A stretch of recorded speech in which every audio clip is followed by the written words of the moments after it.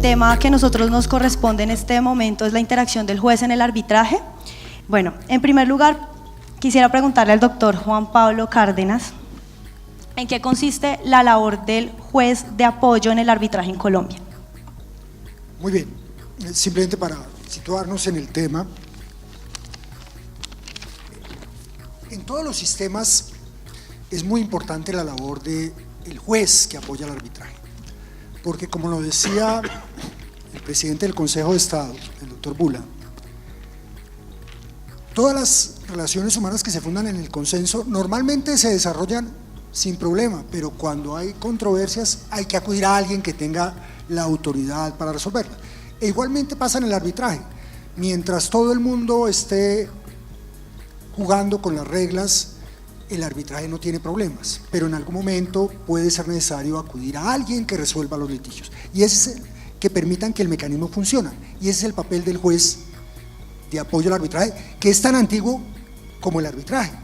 Incluso desde el derecho romano está prevista la intervención del pretor para asegurar que los árbitros cumplan la función de fallar, y está previsto en todos los sistemas y en la ley colombiana. Básicamente, en materia de arbitraje nacional, el juez de apoyo cumple la función de nombrar los árbitros cuando las partes no lo han hecho o quien lo hace no lo hace,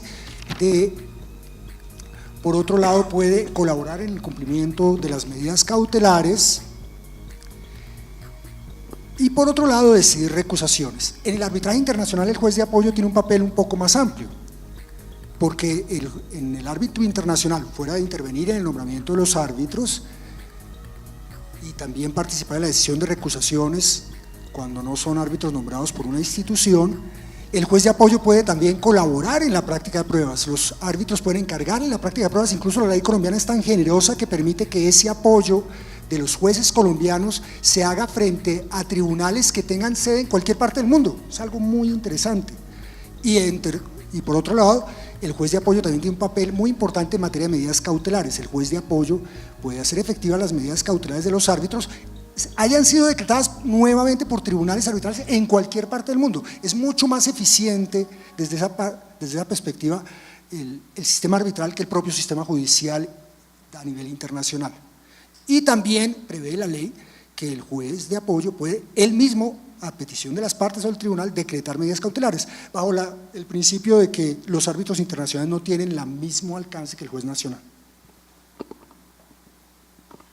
Bueno, doctor, y el doctor Rengifo nos puede ampliar un poco el tema de la diferencia de la intervención del juez de apoyo en el arbitraje nacional y en el internacional. Bueno, digamos que ya Juan Pablo ha mencionado cómo interviene el juez nacional en el arbitraje nacional, es decir, fundamentalmente ayuda en la designación del árbitro cuando las partes o el centro no llenan el tema de la designación del tribunal arbitral, el tema de medidas cautelares y el tema de práctica de pruebas. Pero en el arbitraje internacional hay una especificidad que está expresada en nuestra ley y es el artículo 67, que siente a un principio de la no intervención de lo nacional en lo internacional. Es decir, que habría, por supuesto, una distinción en lo nacional e internacional a raíz de esa regla, la no intervención en el arbitraje internacional. Pero esta es la necesidad de la coadyuvancia y cooperación del juez nacional en el andamiaje o en el procedimiento arbitral internacional, que se replican esas tres mismas ayudas en el arbitraje nacional de parte del juez. Esto es, en la designación de árbitros, en el tema de práctica de pruebas y en el tema de medidas cautelares. Y llamo la atención que sobre esas tres formas de participación del juez nacional hay norma expresa, no obstante, la regla general de no intervención del artículo 67. Dicho en otras palabras, así los miembros de un tribunal internacional sean, digámoslo, anacionales, en el sentido de que no están atados a un Estado, para la viabilidad de ese laudo, de ese laudo que ponga fin y del andamiaje del procedimiento, se requiere la cooperación y colaboración del juez nacional, es decir, del juez que sí está atado a un estado que es el del lugar de la sede del Tribunal Internacional. Gracias, doctor. Para aprovechar al doctor Linares, quisiera hacerle una pregunta y es, ¿cómo lograr el necesario equilibrio entre la autonomía del arbitraje y la rama judicial? Bueno, primero que todo, muchas gracias por la invitación de la Red Juvenil. Me siento muy orgulloso de estar acá, me siento orgulloso de ver en la Red Juvenil al doctor Namen y al doctor Durán aquí presentes. Bueno, yo diría, y debo pedir excusas de antemano, pero tengo que salir a sala plena, que era a las 9:15. Voy a llegar un poco tarde, pero me parece importante estar acá con ustedes, con la Red Juvenil, con una gente apasionada por lo que hace, porque es muy importante, como señalaba el doctor Bula, ya se nos voló, las relaciones entre la rama judicial y la comunidad arbitral. No quisiera meterme en el tema de juez de apoyo, porque ya los doctores Rengifo y Cárdenas lo han expresado muy bien. Quisiera sencillamente meterme en el tema de cómo son las relaciones, no ya en temas de apoyo, sino en temas de cuál es la visión que debe tener la rama judicial respecto a la autonomía del arbitraje. Y en esa medida, lo primero que hay que decir es que nuestro sistema, pues hay quienes dicen que el arbitraje es contractualista, hay otros quienes dicen que el arbitraje es una función eminentemente jurisdiccional porque resuelve conflictos. Nosotros, de acuerdo a la jurisprudencia de la Corte Constitucional, tenemos una visión de que el arbitraje tiene una especie de función mixta entre lo jurisdiccional y lo contractual. Pero yo creo que lo importante, y la Corte lo ha reconocido en varias sentencias de tutela, es que cuando estamos frente a una tutela y un laudo arbitral, la deferencia que debe tener el juez respecto de la decisión de los árbitros es mayor, incluso es mayor que respecto de la justicia estatal. ¿Por qué? Porque la fuente, digamos, la fuente de la obligación y de los derechos que nacen en virtud de una cláusula arbitral son las dos partes las que acuerdan someter su litigio a un tercero, el tribunal arbitral, y en esa medida, y esta ha sido una posición que yo he sostenido en varios salvamentos de voto donde me han derrotado respecto de tutelas contra laudos arbitrales, incluso laudos arbitrales internacionales con sede en Colombia, el juez de tutela, llámese Corte Constitucional o llámese juez de cualquier nivel constitucional, tiene que ser muy deferente con el laudo, digamos, con la decisión de los árbitros. ¿Por qué? Porque son las partes, digamos, privadas o privadas y públicas quienes han, a través de una cláusula arbitral, le han dado la autonomía al tribunal arbitral. Yo dejaría ahí para oír comentarios, y antes de volarme quisiera referirme al tema del precedente de los laudos arbitrales y después me vuelo. Gracias, doctor. Teniendo en cuenta lo que dice el doctor Linares, muy valioso e importante, en el derecho francés, específicamente en el decreto 2011 del 48, se hizo con una perspectiva, y es que el arbitraje solo vale si recibe el apoyo necesario de los órganos judiciales. Desde esa óptica, que yo sé que es del derecho comparado, pero ¿cómo podemos traslapolar esa apreciación que se vive en Francia con el sistema judicial actual, y cómo es un breve diagnóstico en lo que ustedes han podido vivir en su experiencia? Usted es el experto en derecho francés. No, ¿qué tal? No, realmente no veo mucha novedad en el decreto francés, porque el decreto busca recoger lo que ya venía diciendo la práctica francesa y lo que ha pasado en todo el mundo. Y es verdad lo que decíamos hace un momento, es decir, el arbitraje necesita, para funcionar, el apoyo de los jueces y el respeto de los jueces, lo que decía Ernesto, el principio de no intervención, salvo en los casos que la ley dice es muy importante, y la deferencia que la Corte Constitucional dice, el doctor Linares, debe observar el juez frente a un acto que es resultado de la autonomía de la voluntad, es fundamental para que el arbitraje se desarrolle. Es un equilibrio entre el apoyo que debe tener el arbitraje, pero la no interferencia, hay que buscar ese equilibrio que es fundamental. En todo caso, creo que desde el punto de vista legal hay un buen diseño, pero hay una cosa que me sorprende, pedí unas cifras o unas información al centro de arbitraje y me la dieron, sobre el tiempo que está tardando el nombramiento, por ejemplo, de árbitros, que es donde más ocurre que es necesario recurrir al apoyo judicial para el arbitraje. Y la verdad, ellos mismos estiman que el nombramiento de los árbitros está demorando entre 6 y 8 meses, pero incluso cuando uno mira casos concretos, encuentra que hay casos en que el trámite se empezó en el 2016 y aún no ha concluido, es decir, llevamos más de un año en trámite de nombramiento de árbitros. Y uno se pregunta, y habría que hacer un diagnóstico muy concreto de casos particulares, ¿por qué se están demorando tanto los nombramientos de los árbitros cuando hay que acudir a la rama judicial? ¿Es un problema de las partes, que alguna de las partes se obstina en entrabar el proceso? ¿O es un problema simplemente que el juez tiene tantas cosas que son para él aparentemente más urgentes que lo deja hasta que finalmente toca hacerlo? Pero de todas maneras hay allí un problema que afrontar. Y me temo que el problema va a ser más grave en los casos de arbitraje internacional.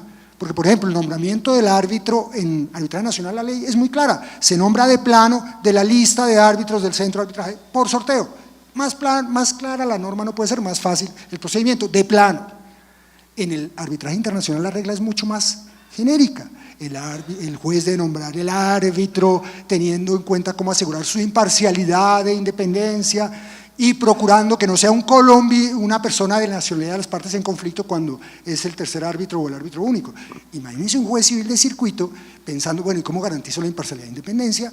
¿Cómo nombro un árbitro que no sea colombiano si yo solo conozco a colombianos? Entonces ahí va a haber que hacer algún trabajo con la rama judicial para evitar que eso pueda terminar causando perturbaciones muy grandes y que realmente se logre lo que quiere la ley, que es el apoyo efectivo.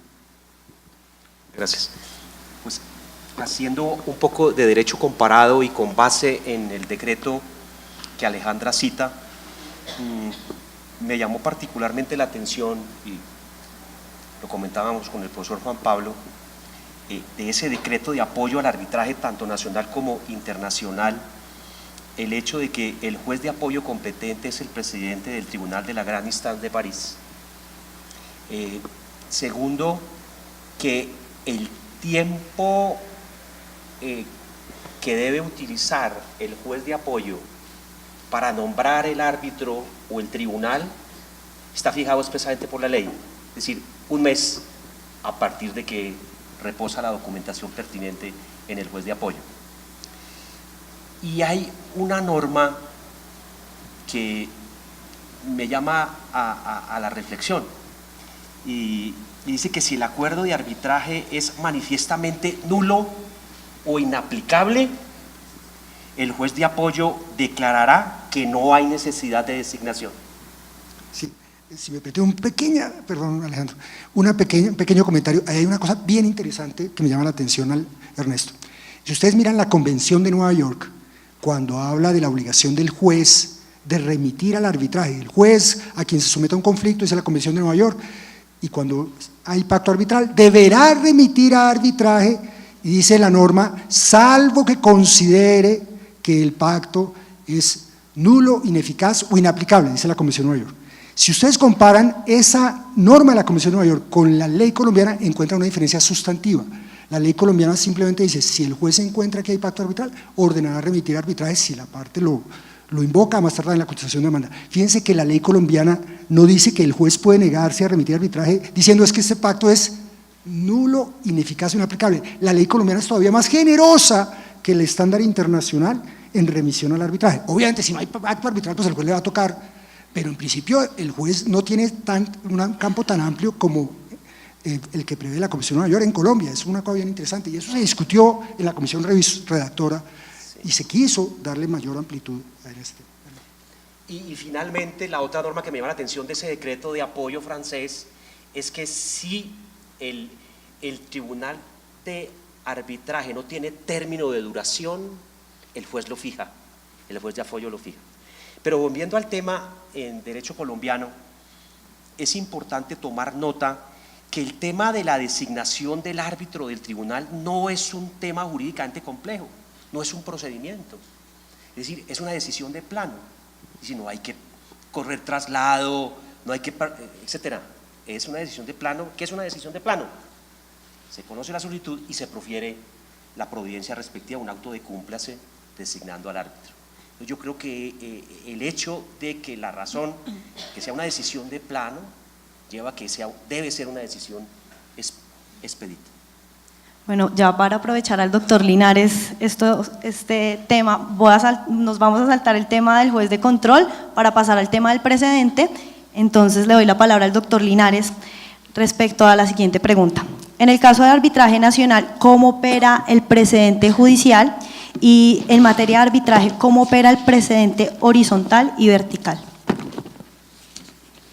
Bueno, complicada la pregunta, pero voy a contestar más a nivel macro. Hace poco estuve leyendo una decisión del Consejo de Estado que señalaba que los laudos arbitrales deberían también seguir la regla del precedente. Y yo creería que en esa materia eso podría llegar a ser útil en la medida en que uno conociera todos los laudos arbitrales. Digamos, no hay en Colombia un sitio donde diga, bueno, voy a revisar todas las sentencias arbitrales que, por ejemplo, de los tribunales arbitrales donde ha estado el doctor Juan Pablo Cárdenas, porque me quiero leer a ver qué ha dicho él sobre X tema. Eso no existe. Entonces le dicen a uno, no, el expediente está protocolizado en la notaría tal, pero en la medida en que en Colombia no exista un sistema donde uno pueda conocer todas las decisiones, en esa medida es muy difícil que los laudos arbitrales lleguen a tener algún valor de precedente. Y para contestar la pregunta, yo haría más bien un símil con el arbitraje internacional, sobre todo el arbitraje CIADI, que últimamente ha tenido mucha importancia. El arbitraje CIADI, como todos ustedes saben, es un arbitraje entre una parte privada y un Estado. Eso deja adicionalmente un tema que no alcanzo a tocar, que es cuando le va a llegar al Consejo de Estado todo el reconocimiento de los laudos no CIADI derivados de controversias internacionales de inversión. Pero el tema es el siguiente: yo personalmente creo que los laudos arbitrales jurídicamente, digamos desde el punto de vista de precedente, no deberían obligar a futuros tribunales arbitrales. Sin embargo, en la medida en que uno tenga, primero, todas las decisiones publicadas, por lo menos la parte, digamos, de la ratio decidendi y la parte resolutiva del laudo, en primer lugar, y segundo, en la medida en que uno tenga unas buenas decisiones arbitrales, en esa medida podrían tener no una especie de fuerza de precedente como para llegar a, digamos, a que fuera tutelable o anulable por violación del precedente, pero yo lo veo más como un precedente, pero de facto.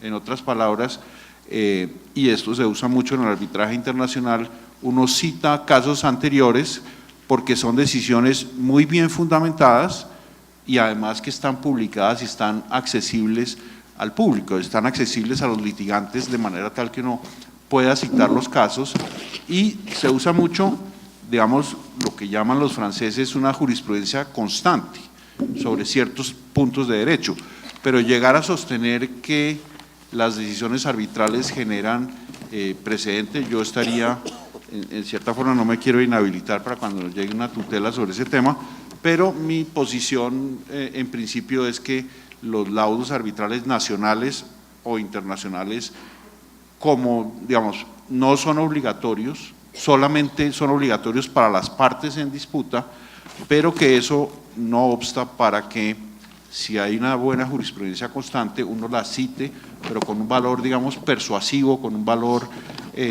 de profundidad en la argumentación, pero no como un valor obligatorio para el resto de la comunidad arbitral. Yo los dejo, me excuso tener que salir, pero voy tarde para sala plena y muchas gracias. Alejandro, un gusto. Para usted, hola.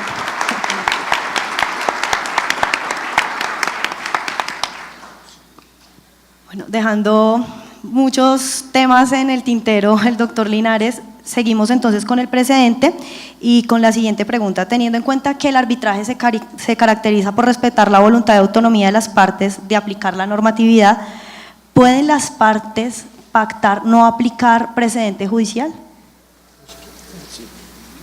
Yo quería agregar algo a lo que dijo, y si quiere vamos a este punto, ¿les parece? Bueno, el problema surge con una reciente sentencia del Consejo de Estado de febrero 8 del 2017, en donde el Consejo de Estado dice, mire, un laudo arbitral es igual a una sentencia, un trámite arbitral es igual a un procedimiento judicial, por lo tanto, la teoría del precedente arbitral debe ser seguida por casos semejantes o iguales, semejantes o similares que un tribunal de arbitramiento habrá de decidir posteriormente. Y el caso me parece que despunta relevante plantearlo en este escenario, ya que lo ha traído a colación el doctor Linares, porque efectivamente envuelve una perspectiva de fuente de derecho, de si el precedente es obligatorio, persuasivo, etcétera, porque el laudo arbitral decide el conflicto con un laudo anterior, y entonces la causal de anulación es que no haber decidido el laudo sobre cuestiones sujetas a arbitramiento, y en concreto que el laudo no tenía argumentación propia. Ese es el busilis de la cuestión. Y entonces el Consejo de Estado decide el tema fáctico y después hace toda una presentación dogmática diciendo: existe la tesis del precedente arbitral. Y me llamó particularmente la atención la siguiente frase de ese pronunciamiento, comillas: si el juez de anulación entra a estudiar los precedentes judiciales o arbitrales que el tribunal consideró aplicables al caso, comillas, puede conducir a que se entre a examinar el fondo de la argumentación jurídica sobre cuya base descansa la decisión arbitral, cuestión que escapa a los alcances del recurso extraordinario de anulación, cierro comillas. Es decir, está diciendo, si acogemos la teoría del precedente judicial, le estamos dando la facultad al juez de anulación para que se entrometa en el derecho sustantivo. Pero el punto es este, para decir lo siguiente, o para dejarle la pulguita en la oreja. ¿Será que la teoría de la obligatoriedad, la jurisprudencia vinculante, se puede extrapolar sin ningún tipo de aduana mental a la justicia arbitral, partiendo de dos consideraciones fundamentales, que es que un tribunal de arbitramiento no es un órgano de cierre, y dos, que es que un tribunal de arbitramiento, no obstante su condición de juez, su labor es temporal y transitoria? Con esas dos connotaciones de que no es órgano de cierre y de su transitoriedad, podemos crear la figura de la obligatoriedad del precedente arbitral. A ver, yo quisiera volver un poco en este tema a la distinción que al establecer toda esa doctrina del precedente la Corte hizo, la Corte Constitucional. La Corte distinguió, siguiendo el derecho anglosajón, no fue creación de la Corte, sí fue importación, pero no creación. Distinguió entre precedente vertical y precedente horizontal. Y uno ve la doctrina anglosajona y está muy claro. Todo juez está sujeto al precedente, al staris decisis de su superior, y también está vinculado por sus propias decisiones. El presidente vertical es el presidente que surge de la observancia de lo que decidió el superior, y el presidente horizontal de lo que yo decidí, que no puedo cambiarlo sin una argumentación suficiente en casos iguales, idénticos. Ahí hay en la última sentencia de la Corte, la del Código General del Proceso, distingue un poquito entre doctrina probable y precedente. Bueno, pero ambas son vinculantes, finalmente dice la Corte, ambas son vinculantes. Bueno, pero ¿por qué voy a este punto? Primera idea que yo creo que vale la pena señalar, es mi opinión muy personal. En el sistema jurídico colombiano, en mi opinión, los árbitros que deben fallar en derecho están sujetos a la regla del precedente frente a los fallos de las altas cortes, porque eso es parte del derecho colombiano, y si tienen que fallar en derecho, eso es parte del derecho colombiano. Pero solamente a las altas cortes, porque los tribunales no tienen otro superior jerárquico. Es más, en derecho colombiano yo creo que hoy es discutible que un juez civil de circuito tenga la obligación de seguir el Tribunal Superior si uno mira el Código General del Proceso, porque el Código General del Proceso en el artículo 7º le impone al juez motivar su decisión cuando se aparta de la doctrina probable, dice el Código, y la doctrina probable por definición legal es de la Corte como juez de casación, o a lo que él ha dicho en otros casos, fíjense, no habla de lo que dijo el superior jerárquico. Entonces parece que el legislador lo está restringiendo, y la propia Corte Constitucional, al revisar ese artículo, constantemente habla del precedente de alta corte, que es lo que dice Ernesto. Entonces eso desde el punto de vista del precedente vertical. Y en el precedente horizontal, la Corte ha sido muy precisa. Dice la Corte, eso significa que el juez concreto no puede fallar en otros casos distintos sin una motivación suficiente. Y dice, y en el caso de tribunales superiores que fallan a través de sala de decisión, eso es un solo cuerpo y está integrado de tal manera que los magistrados participan en diferentes salas. Luego ahí tienen todas esas secciones de las salas que conforman el Tribunal Superior, que es seguir las decisiones de todo el tribunal. Pero el precedente horizontal no va más allá. Un juez civil de circuito no tiene que seguir lo que otro juez civil de circuito decide. Luego un tribunal arbitral no crea precedente ni está obligado a seguir precedente de otros tribunales arbitrales. La decisión del Consejo de Estado, que me parece que es muy rica en la argumentación que trae, creo que simplemente se equivocó en la conclusión. El precedente que vincula es el precedente vertical y no el precedente horizontal. E incluso, curiosamente, para que vean cómo es el tema, hay un caso fallado en Canadá, un país de common law, en la Corte de Alberta, en Canadá. Un tribunal arbitral decide, apartándose de lo que otro tribunal había dicho, y le plantean a la Corte, precisamente la Corte de Alberta, un país de common law, que ese tribunal arbitral violó el precedente. La Corte dice, no, es que entre tribunales arbitrales no puede haber precedente. O sea, los propios jueces de la common law consideran que eso no puede darse. Entonces creo que, entre otras cosas, tengo la impresión, pero Ernesto de pronto me puede corregir, yo al leer ese fallo veo que toda esa doctrina del precedente del Consejo de Estado me parece que es un obiter dicta, no es la ratio decidendi, porque como dice Ernesto, la ratio decidendi es, vea, si yo me pongo a mirar eso me implica un control de fondo, pero todo eso, el vínculo del precedente, se obliga al árbitro, creo que eso es un obiter dicta. Qué pena, Alejandra, que le haya roto la… Tranquilo. Qué pena. Entonces, la primera pregunta, el tema… ya. Sí, ¿Cómo? falta la respuesta.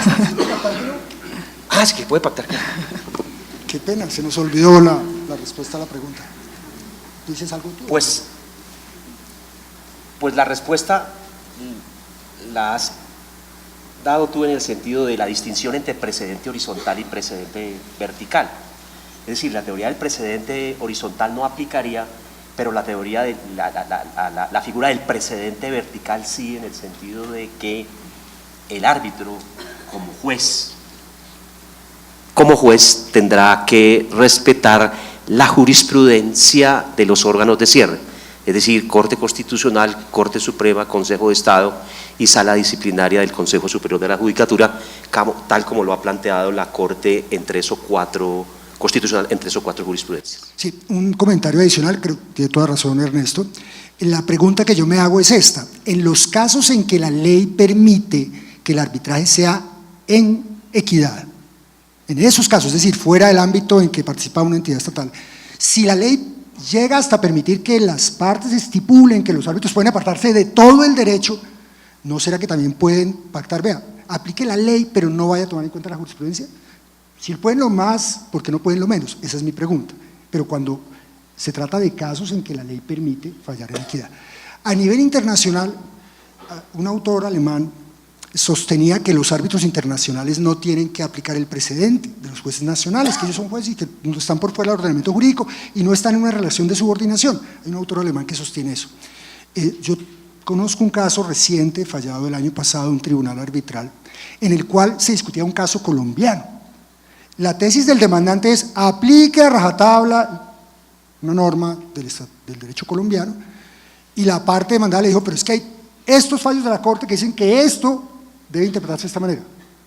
Y le dijo: y es que además usted es juez internacional, usted no tiene que preocuparse, perdón, y en la parte demandante dijo: usted no toma en cuenta todas esas decisiones de la Corte Suprema de Colombia, usted es juez internacional, usted no está subordinado a ese no es su superior jerárquico, bajo la visión del precedente como una manifestación de la estructura jerárquica.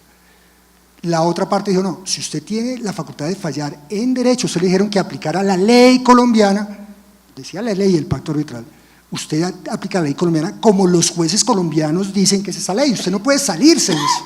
El tribunal arbitral finalmente decidió aplicar la ley colombiana como decía la Corte Suprema de Justicia, es decir, respetó el precedente por su obligación de aplicar la ley como existe, no como está escrita en los códigos.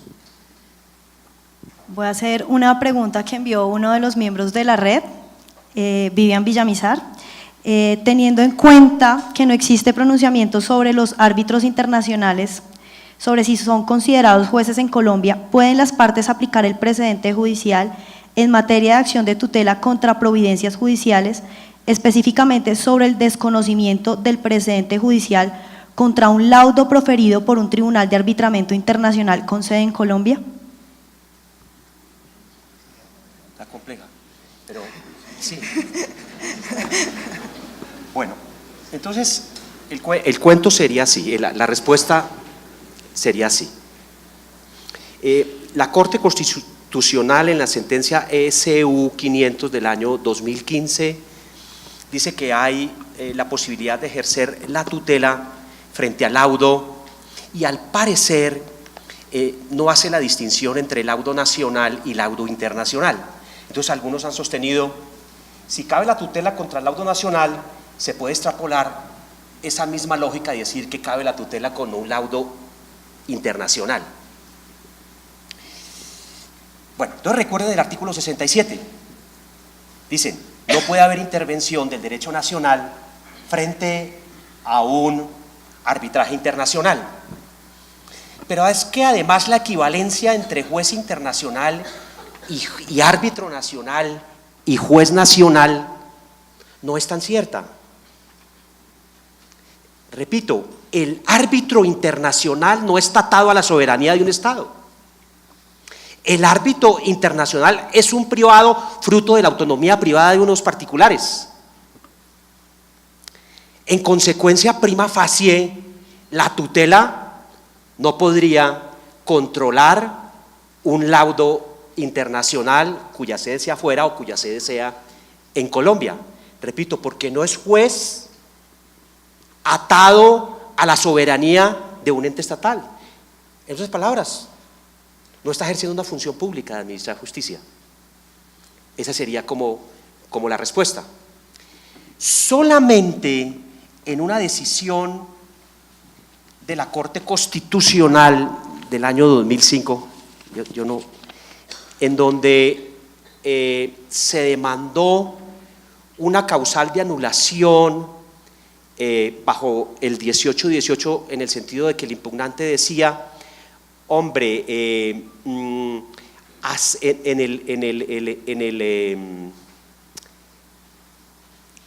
la causal de anulación, un laudo se puede anular por violación internacional, por violación del orden público internacional, es decir, por una norma sustantiva. Entonces decían que esa causal de anulación también debería estar contenida en las causales de anulación de los laudos nacionales. Entonces, que aquí había una discriminación, un trato no igual. Y en ese caso la Corte Constitucional, en esas sentencias del año 2005, hace la diferencia entre el laudo nacional y el laudo internacional, diciendo que son dos cosas diferentes. Pero no trató el punto de si la tutela cabía para uno y cabía para el otro. En este caso, la Corte sí no hace esa distinción y la pregunta se plantea precisamente porque algunos esgrimen la posibilidad de que la tutela pueda también utilizarse como medio de control a un laudo internacional.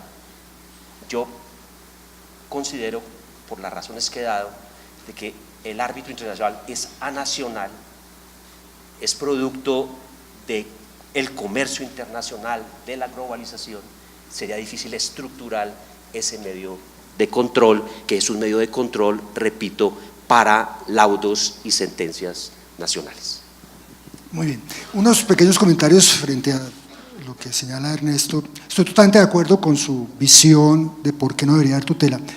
Quiero señalar un par de cosas que pueden ser interesantes. Lo primero es que ya ha habido sentencias de tutela contra laudos arbitrales nacionales por violación del precedente. Es decir, ha habido decisiones de la Corte Constitucional que ha invalidado laudos arbitrales por violación de precedente del Consejo de Estado, concretamente. Ha dicho, aquí hay una línea jurisprudencial del Consejo de Estado que dice esto, este laudo dice una cosa distinta y no explica, eso es lo que dice la Corte Constitucional en una sentencia del 2012, y no explica por qué ese tribunal arbitral se aparta de esa línea jurisprudencial del Consejo de Estado. Luego ese laudo arbitral debe ser invalidado en sede de tutela. Estoy de acuerdo con lo que dice Ernesto, que no debería ser así en laudo internacional. Con todo, tal vez hasta yo me acuerdo, pero puedo estar equivocado, el caso que revisó la Corte en la SU 500 del 2015 era un laudo arbitral internacional, si no me falla, era el caso de Isagen Hidromiel, que era un tribunal internacional con sede en Colombia, y la Corte, como muy bien lo dice Ernesto, simplemente coge toda su jurisprudencia de toda la vida de por qué cabe la tutela y dice, acabe la tutela. Ahora, esa sentencia, esa tutela era contra el laudo y contra la decisión del Consejo de Estado que había negado el recurso de anulación. Pero entonces eso es lo preocupante, es que en un caso que podría haber hecho la decisión no la hizo, eso es lo que le preocupa a uno. Además del argumento de Ernesto, que creo que es el argumento absolutamente correcto, habría otro argumento que lo expuso, y creo que hay que reconocerlo, lo expuso Eduardo Zuleta, y yo he creído que es un muy buen argumento, que explica por qué la Corte en este caso no lo tomó en cuenta. Este laudo arbitral fue proferido bajo el régimen anterior, el recurso de anulación contra este laudo internacional se tramitó como si bajo las causales del 18 y 18, porque antes no había reglas, pero bajo la ley 1563, ustedes saben, las causales de anulación del laudo nacional y el internacional son distintas. Básicamente las causales del internacional son las mismas causales de la Convención de Nueva York para negar el reconocimiento de laudos arbitrales. Entonces Eduardo Zuleta dice, y yo creo que tiene razón, que además de lo que señala Ernesto, que es absolutamente correcto, podría anularse, los laudos internacionales pueden anularse por violación al orden público internacional de Colombia. Y entonces él dice, hombre, y los derechos fundamentales, la violación de un derecho fundamental, pues en el fondo está poniendo en juego el orden público internacional de Colombia, porque finalmente la propia Corte Suprema ha dicho, el orden público internacional son las instituciones fundamentales de la organización del Estado colombiano. Entonces, habría un medio de control en el propio sistema arbitral de esos laudos arbitrales, y si hay un medio de control, no debería abrirse paso a la tutela, porque hay un medio para que el juez verifique si se violó derechos constitucionales fundamentales, y ahí habría la discusión si eso debe llegar hasta el punto de asegurar el respeto del precedente, si ese orden público incluiría el desconocimiento o no del precedente. Muchas gracias. Bueno, nos quedan 3 minutos y quisiéramos escuchar al doctor Mauricio González en este tema del precedente, que quiere hacer una intervención. No, una cuestión muy breve. En primer lugar, este debate es decisivo, es importantísimo. Primero, su fundamentación.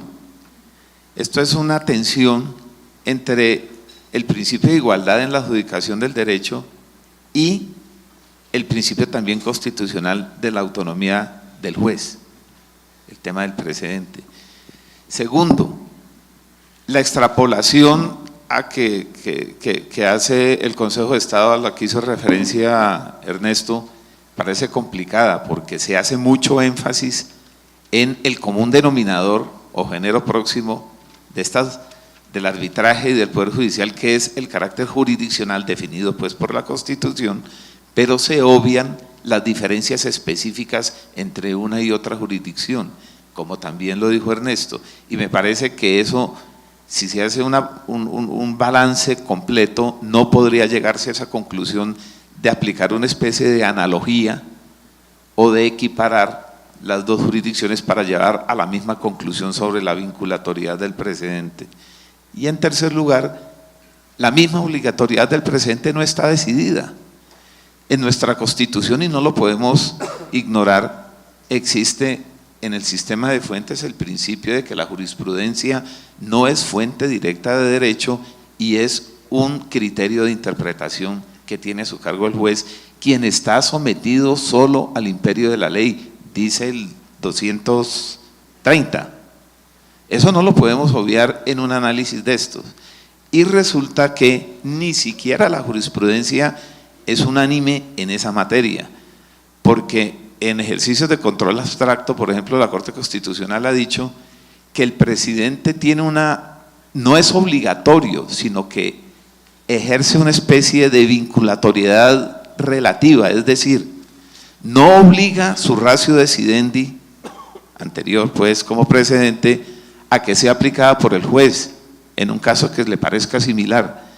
Lo que dice es que debe ser tenida en cuenta, considerada por el juez, para efecto de que el juez, a través de una carga adicional de argumentación, pueda apartarse de ella. En síntesis, la vinculatoriedad no se refiere a una obligatoriedad o una imposición, sino que a un deber que tiene el juez de considerar el precedente en sus decisiones y apartarse de él, apartamiento, a través de una carga argumental más severa.